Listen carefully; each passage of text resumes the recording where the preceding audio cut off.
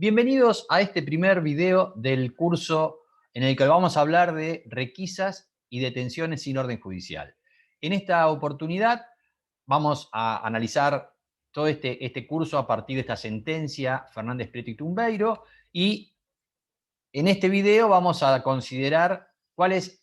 han sido los derechos humanos que la Corte Interamericana estimó que Argentina ha violado y fundamentalmente las garantías de no repetición con voluntad transformadora que nos impuso la Corte Interamericana. En este sentido, nos ordenó modificar la legislación interna en materia de requisas y detenciones sin orden judicial,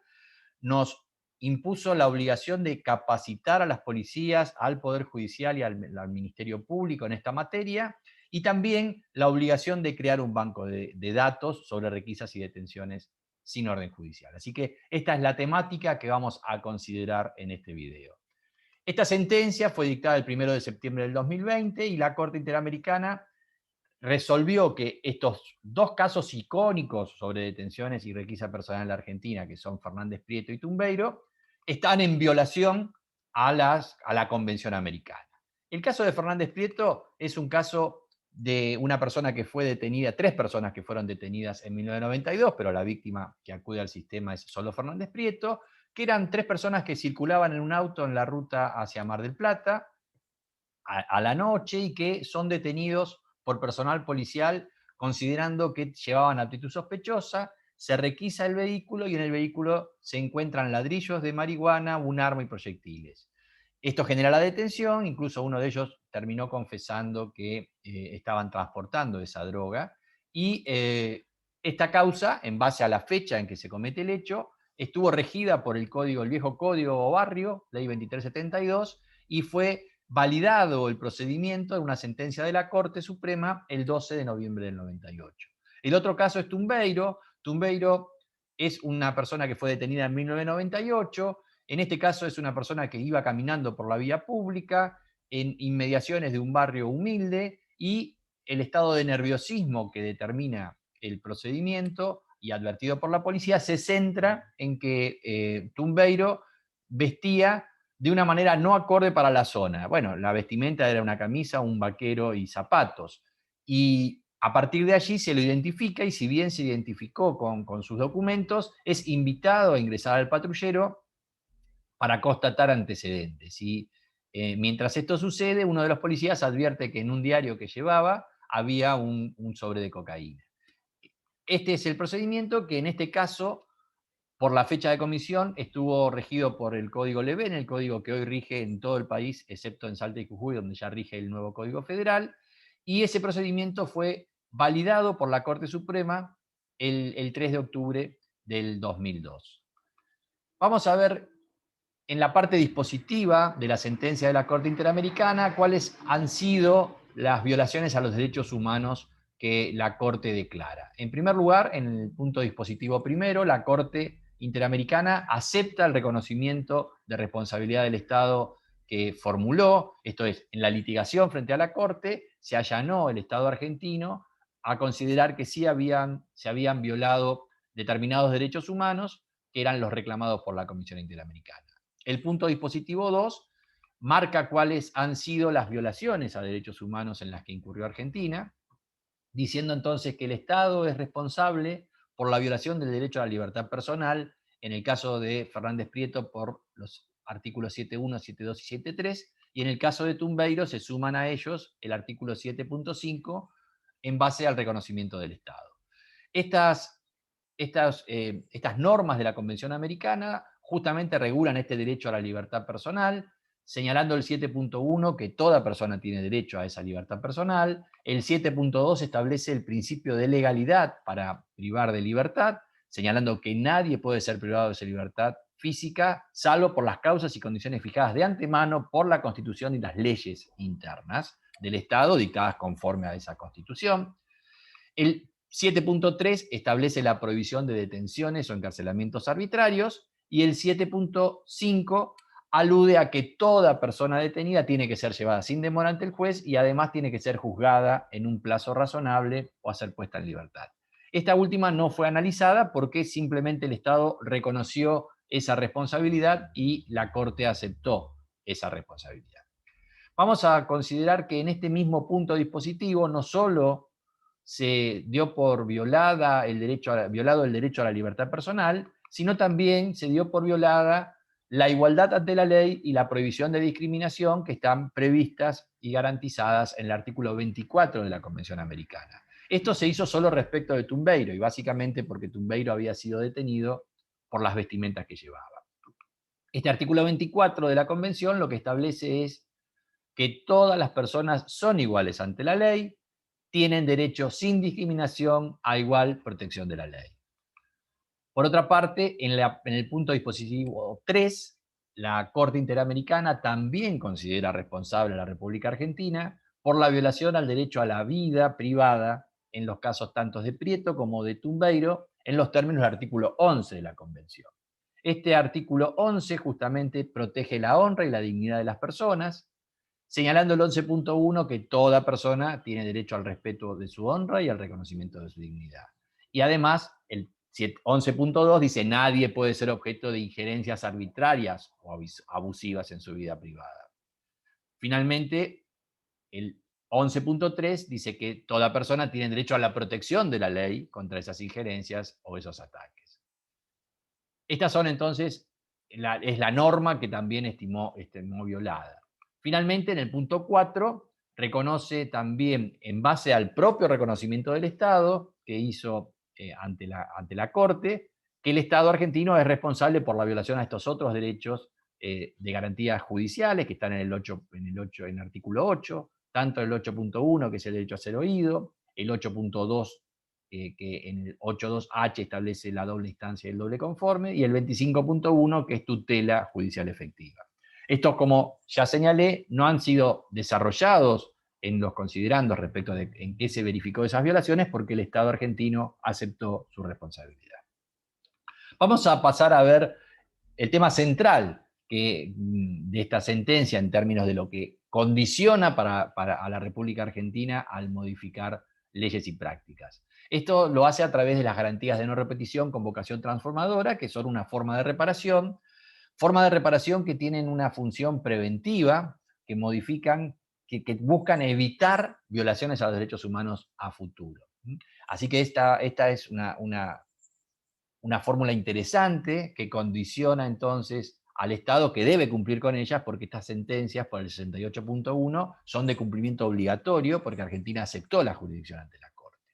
En estas garantías de no repetición, lo que se busca hacer es poner un alto a las facultades policiales en cuanto a se conduzcan con arbitrariedad a través de lo que se ha denominado el olfato policial. Precisamente en la sentencia, en los considerandos, en el párrafo 26, señala que el propio Estado argentino reconoció que este caso, en el cual tanto se estaba hablando tanto de Fernández Prieto como de Tumbeiro, constituye un emblema de lo que se conoció en la Argentina durante la década del 90 como el olfato policial. Ese olfato policial implicaba estas actuaciones policiales que eran descontroladas, incentivadas por una política de seguridad basadas en operativos de prevención discrecionales, sin investigación ni inteligencia previa, o sea, eran así medio al voleo, y por ello, además, eran profundamente ineficientes. Señala también la Corte Interamericana que toda esa forma de proceder estaban promovidas por esta política de seguridad definida como bajo el paradigma de la guerra contra las drogas,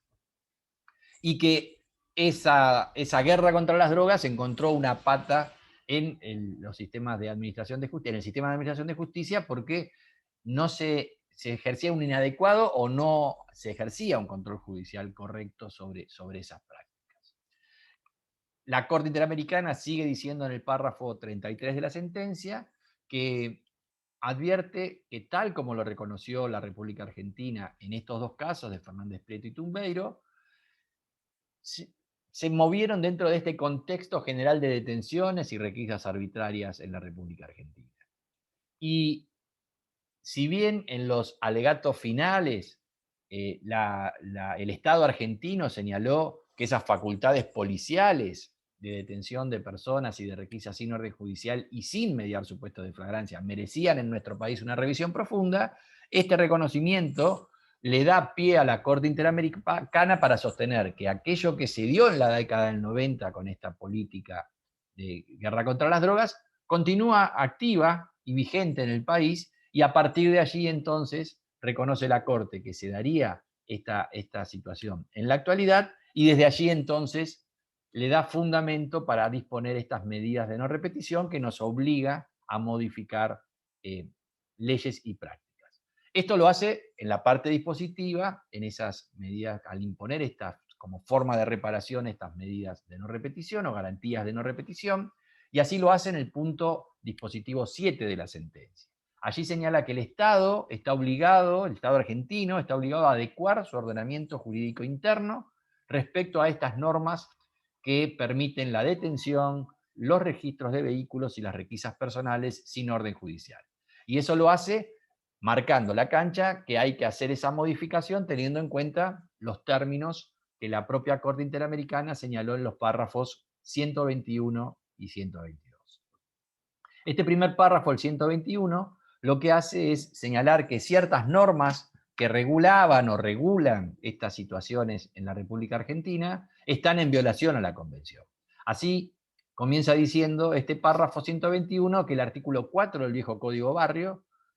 que era el vigente al momento de la detención de Fernández Prieto, estaba en violación a la Convención, lo mismo que los artículos 230 y 284 del Código Levene,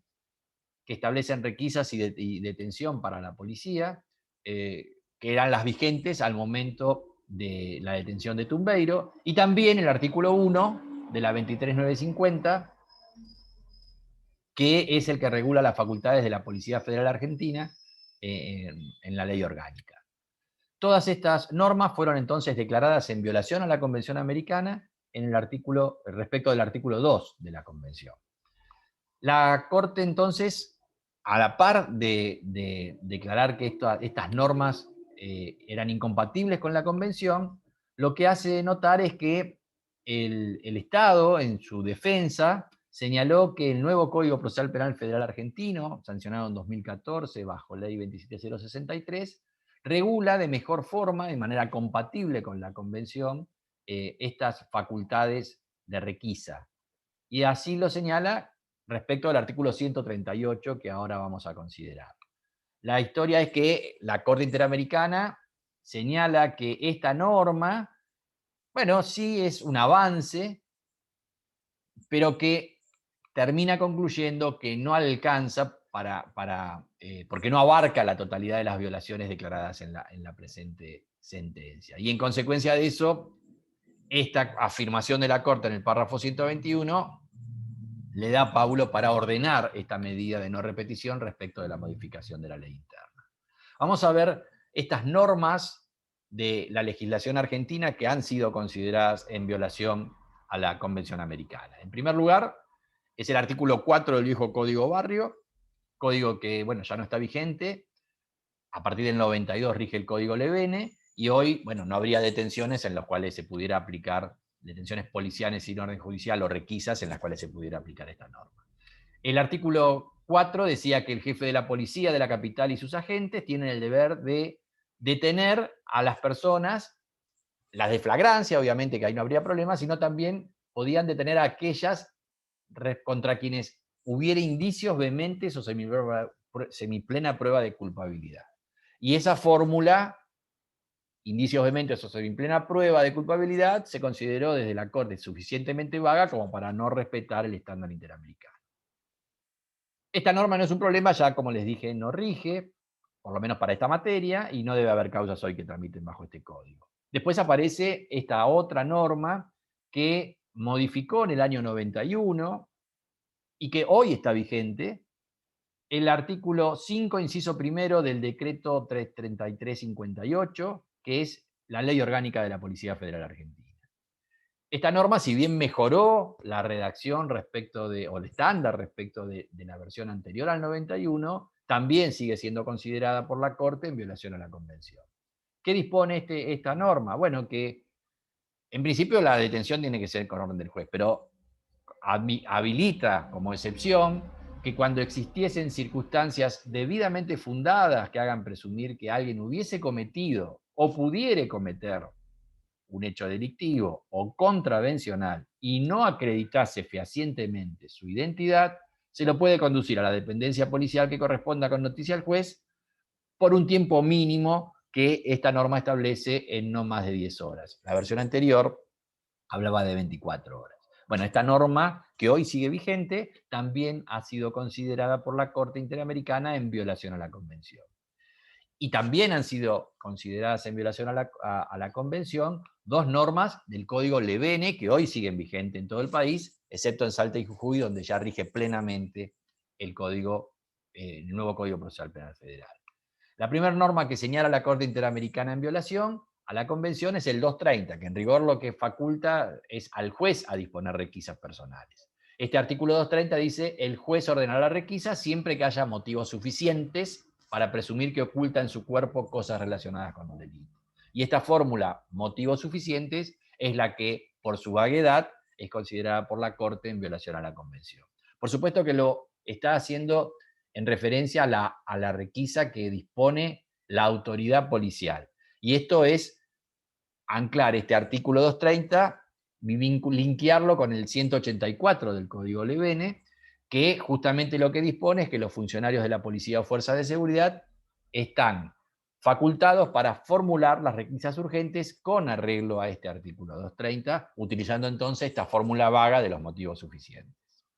La última norma que está vigente del Código Levene y que fue considerada en violación a la Convención Americana, es el 284, que lo que alude, lo que pauta son las facultades de detención de la policía y fuerzas de seguridad. Respecto de esto, bueno, lo que podemos considerar es que hay dos incisos que no admitirían problemática. La posibilidad de detener al que fugare estando legalmente detenido, el inciso 2 es obvia, y la del inciso 4, que es en flagrancia, también es obvia. Aparece alguna problemática en los incisos 1 y 3. El 1 dice que se lo faculta detener en el momento de disponerse a cometerlo, con lo cual, bueno, habría un problema en cuanto a si habría ya principio de ejecución o no, y parece ser que habilitaría esta detención aún antes del principio de ejecución. Y por otra parte, el inciso 3 del 284 dice que se puede detener excepcionalmente, sin orden judicial, a la persona contra la que hubiera indicios vehementes de culpabilidad y exista peligro de fuga o entorpecimiento, y al solo efecto de conducirlo ante el juez. Y bueno, esta fórmula, indicios vehementes de culpabilidad, bueno, parece un poco más clara que la de motivos suficientes, pero también la Corte Interamericana la ha considerado no lo suficientemente amplia como o específica para compatibilizar con la Convención. Estas son entonces las normas que la Corte Interamericana en este párrafo 121 estimó en violación a la Convención, y si bien reconoció que en el artículo 138 del nuevo Código Federal se regulaba de mejor manera la posibilidad de requisa sin orden judicial,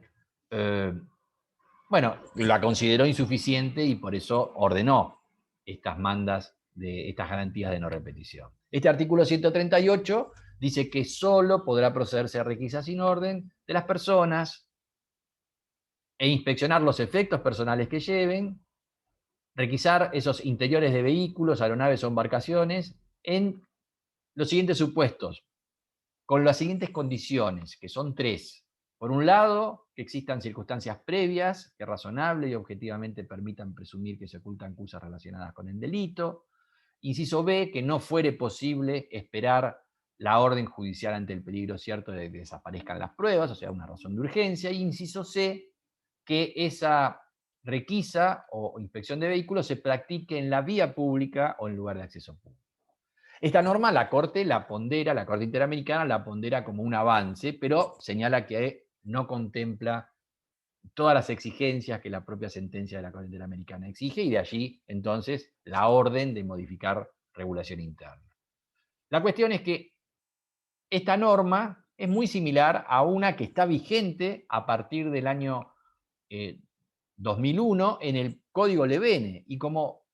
no se la invocó y desarrolló dentro de la litigación ante la Corte Interamericana, bueno, la Corte Interamericana la dejó fuera del radar. Y es una pena porque es una norma vigente, obviamente,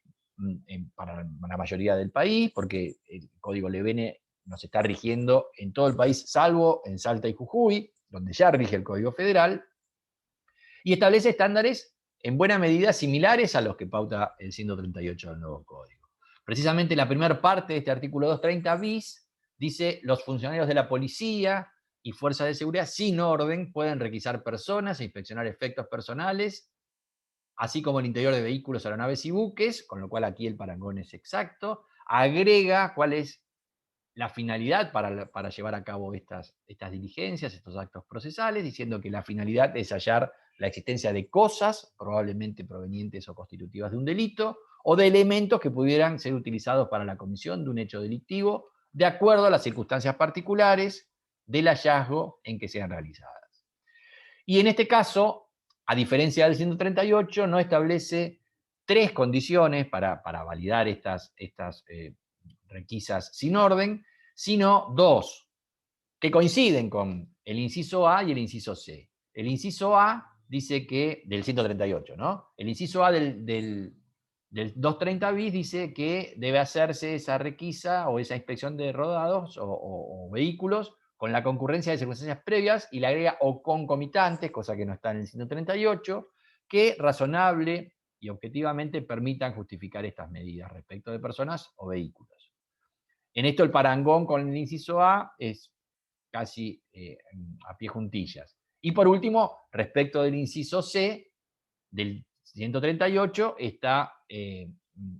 fijado absolutamente con el 230 bis. Esto de que sean necesariamente practicados en la vía pública o en lugares de acceso público. Lo que no exige el 230 bis es lo que hoy exige el 138 inciso B, que es la razón de urgencia.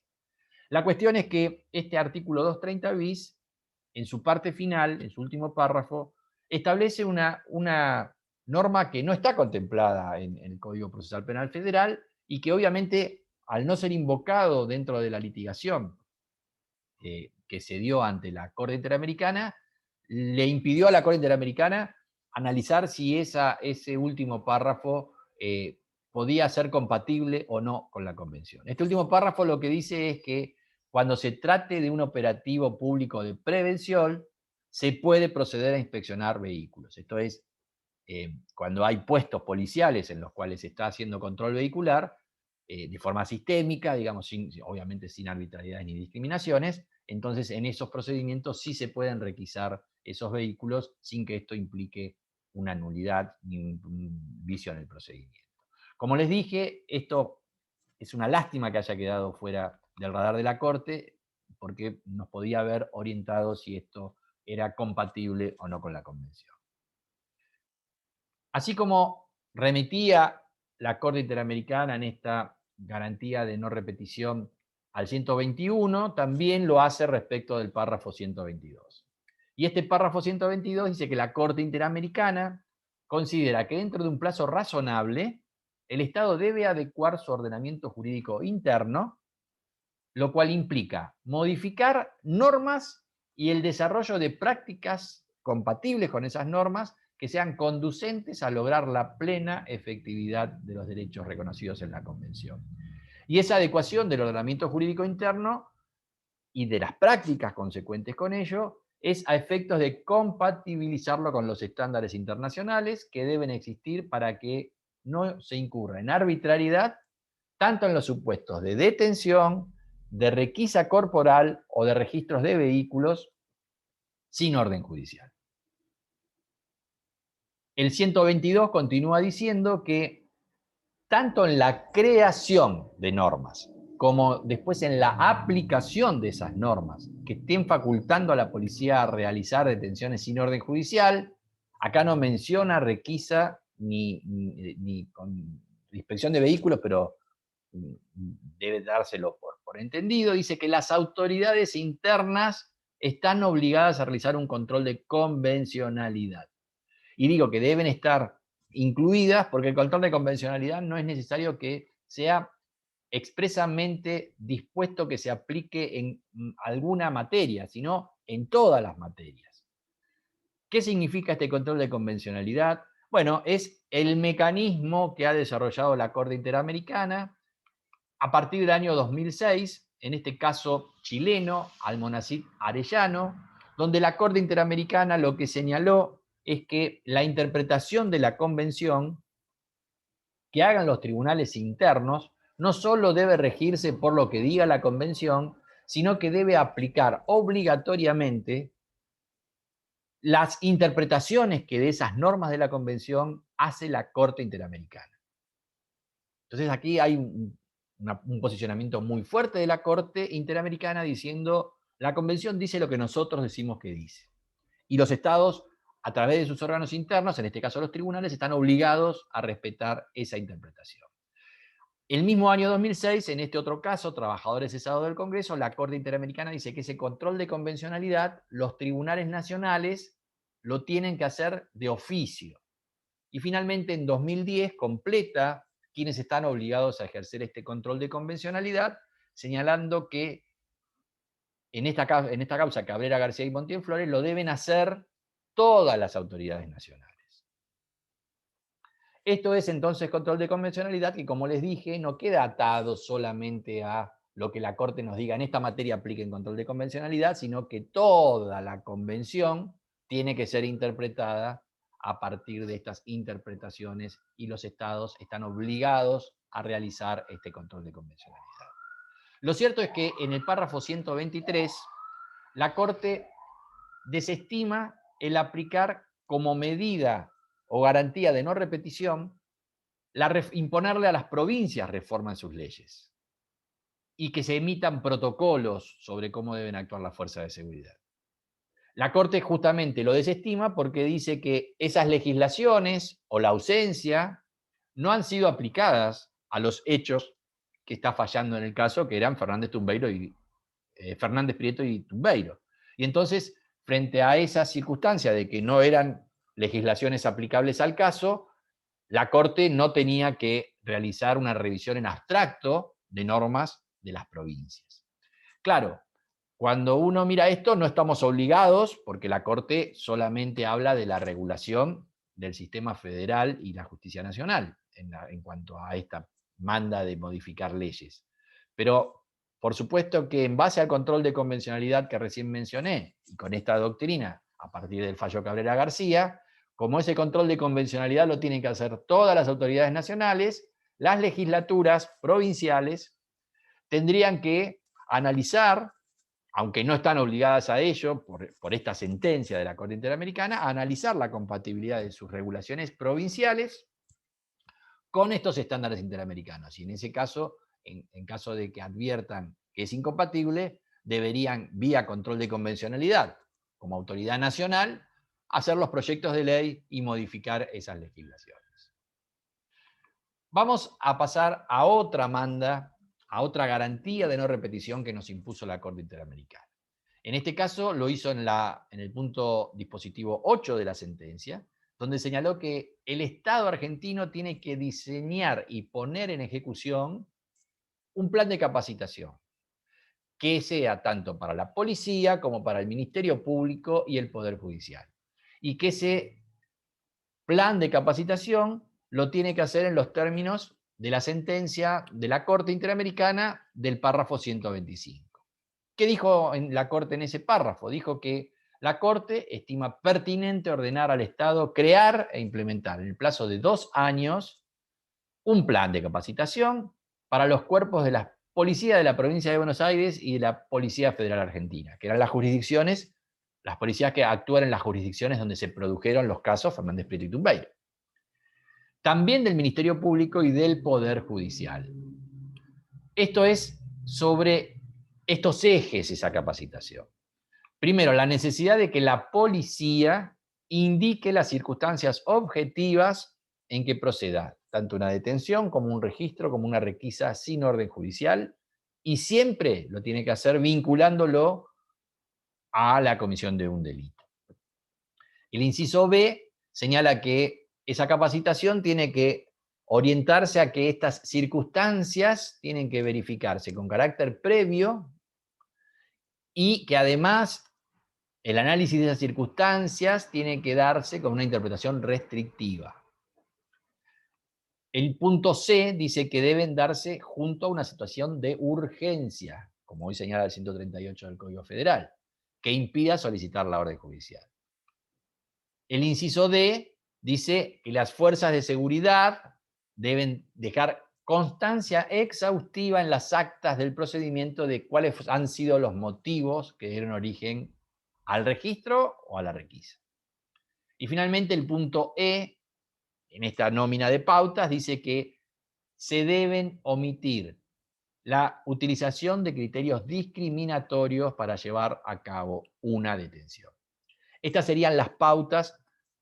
a capacitar para modificar justamente las prácticas de las fuerzas de seguridad, de los tribunales y los ministerios públicos. Justamente eh,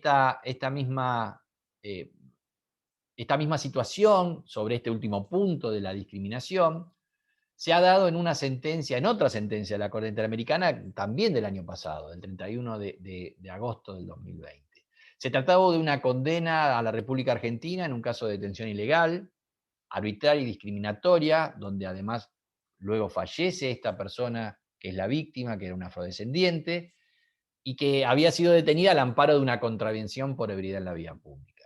En esa sentencia también se dispuso una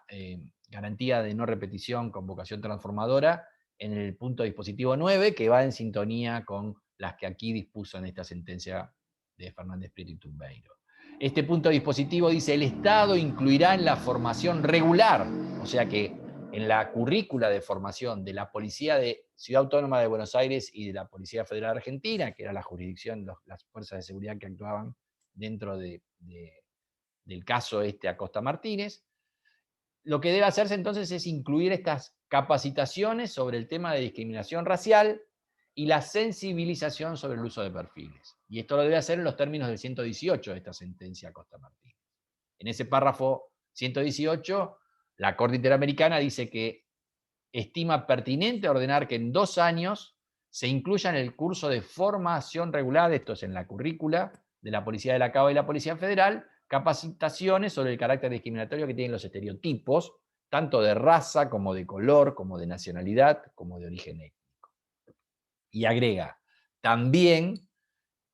se tiene que capacitar sobre lo pernicioso que es, lo discriminatorio que es el uso de perfiles raciales en la aplicación de facultades policiales para detener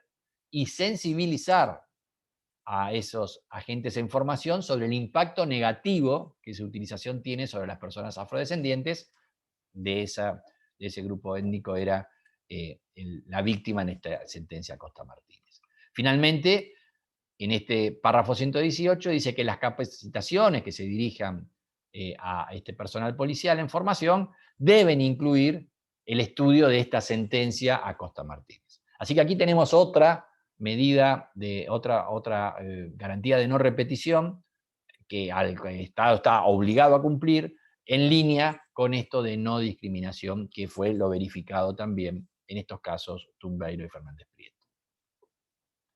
Volvamos otra vez a la sentencia de Fernández Prieto. Este párrafo 125 también nos marca, amén de darnos las pautas para los tópicos en los que se debe capacitar, nos da también, respecto a esta capacitación, los enfoques a los distintos actores. Por un lado, dice: las capacitaciones dirigidas a la policía deben incluir información sobre la prohibición de fundamentar las detenciones sobre fórmulas dogmáticas y estereotipos. Esta idea de usar nerviosismo, actitud sospechosa, que en el fondo no dicen mucho, y por estereotipos en base a evitar discriminaciones. Y finalmente, este mismo párrafo 125 nos habla de hacia dónde debe ser direccionada la capacitación respecto de Ministerio Público y Poder Judicial. El Ministerio Público en la República Argentina no solo es el Ministerio Público Fiscal, sino también el Ministerio Público de la Defensa. En estos casos, la capacitación tiene que estar dirigida a concientizar sobre la necesidad de valorar adecuadamente los elementos que motivan la detención y la requisa por parte de la policía como parte del control de estas detenciones. Y en este sentido es cómo llevar adelante el control judicial necesario que deben ejercerse sobre estos actos. Vamos a pasar a otra de las mandas, a la última de las mandas que nos dispuso la Corte Interamericana como medida de no repetición. En el punto resolutivo 9, dispuso que el Estado diseñará y pondrá en ejecución un sistema de recopilación de datos y cifras vinculadas a detenciones y requisas sin orden en los términos del 127. Este párrafo 127 dice que la Corte Interamericana señala la necesidad de recolectar esta información integral sobre cómo actúan fuerzas de seguridad en general, no solamente algunas de las policías en particular, para dimensionar la magnitud real del fenómeno, tanto de detenciones como de registros y requisas. Y la idea de este banco de datos es diseñar las estrategias para prevenir y erradicar nuevos actos de arbitrariedad y discriminación. O sea, es traer información para generar, digamos, acciones concretas que eviten y prevengan violaciones a derechos humanos. Por lo tanto, en base a esta idea, la Corte le ordena al Estado que diseñe inmediatamente, acá ya no hay ni siquiera mucho plazo, simplemente hablan del término de un año, con lo cual en septiembre de este año estaría cumplido, y lo debe hacer a través del organismo estatal correspondiente, este sistema de recopilación de datos y cifras que estén vinculadas tanto a detenciones como a registros y a requisas cuando no medie orden judicial. Y eso es con el fin de evaluar con precisión y de manera uniforme el tipo, la prevalencia, las tendencias y las pautas de la actuación de la policía en Argentina. Además, dice, en este banco de datos deberá también estar especificada la cantidad de casos que fueron judicializados efectivamente, identificando los casos en los que se formularon acusaciones, donde hubo condenas y hubo absoluciones. Esto es para verificar cómo se ejerció el control y si hubo no nulidades. Esta información, concluye, se debe difundir anualmente por el Estado, con acceso público de la población en general, pero por supuesto reservando la identidad de las personas detenidas o intervenidas por un derecho a la intimidad. Este párrafo 127 concluye, y esta también es una obligación del Estado, a presentar un informe anual ante la Corte Interamericana durante 3 años, a partir de la implementación del sistema de recopilación de datos. Una vez que se establezca este sistema, entonces, durante 3 años tenemos que informarle a la Corte, para que además puedan monitorear el seguimiento de cumplimiento de esta sentencia. En fin, acá aparecen garantías de no repetición muy potentes. La Corte Interamericana, en esta función preventiva para modificar la realidad a futuro y evitar violaciones a derechos humanos, nos impuso, por un lado, adecuar nuestro ordenamiento jurídico interno respecto de detención, registros de vehículos y requisas sin orden judicial. Esto básicamente es una manda para el Poder Legislativo. Obviamente, en base a las normas que consideró violadas, se está refiriendo al Congreso Nacional, para tanto todo lo que esté sometido a jurisdicción federal y mientras en la jurisdicción nacional no se transfiera a la ciudad, también para la Ciudad Autónoma de Buenos Aires. Pero no obliga a las provincias. Vimos que en el párrafo 123 deniega la pretensión de los litigantes en la causa de que se ordenen también las modificaciones de las legislaciones provinciales. Pero como dije, en base al control de convencionalidad que rige para todas las materias concernientes a la convención, bueno, ese control de convencionalidad, si bien no es vinculante la orden de que modifiquen, como en el caso de la legislación nacional y federal, la legislación interna, bien pueden hacerla en base a este control de convencionalidad, aunque no será obligatorio hacerlo para las provincias como un incumplimiento de esta sentencia. El otro punto dispositivo, el 8, nos obliga a implementar un plan de capacitación para las policías, para el Ministerio Público y el Poder Judicial, para la Policía Federal y para la Policía Federal y el Ministerio Público, para ambos ministerios públicos y el Poder Judicial. Esto entonces es una manda para el Poder Ejecutivo, para el Poder Judicial y ambos ministerios públicos. Y finalmente, el último de los puntos dispositivos